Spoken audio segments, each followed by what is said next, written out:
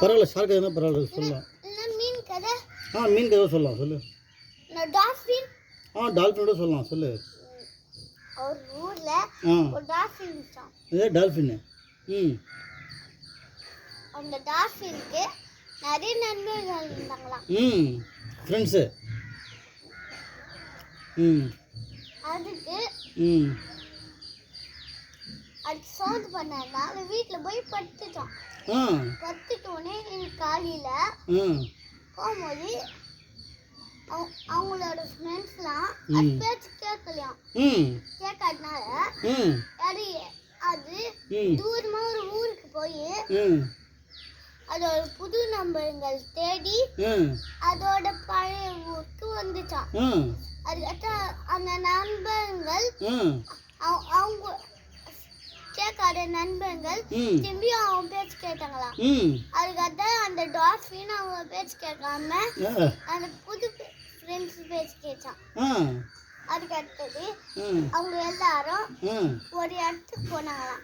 அந்த இடம் ரகசிய இடம். சொல்லக்கூடாது. ரகசிய இடம். ஓகே. ஜோஸ்கி மம்மிக்கு ஜோலுக்கு. Okay okay. அந்த ரகசியத்துல அங்கதான் நிறைய பொரியல் புதைச்சு வச்சுப்பாங்களாம். அந்த பொரியல்ல டெய்லியும் போய் ஒரு அதுக்கடுத்தது அங்க ஒரு ஷார்க்கோட கோட்டை இருந்துச்சாம். கோட்டை.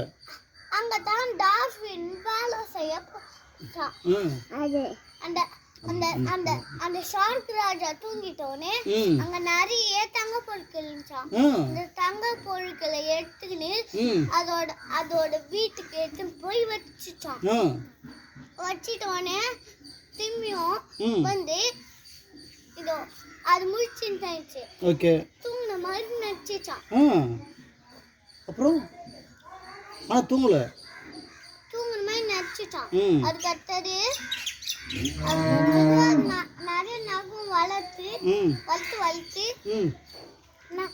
கோட்டை மேல போய் ஒழிஞ்சுக்கிச்சான்.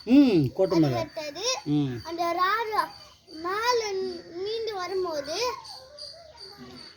அவரோட செயின் தெரிஞ்சிச்சான். அந்த செயின் அதுக்கடுத்து ஒரு இடத்துல போய் பார்த்தாங்க. செயின் இருந்துச்சான்.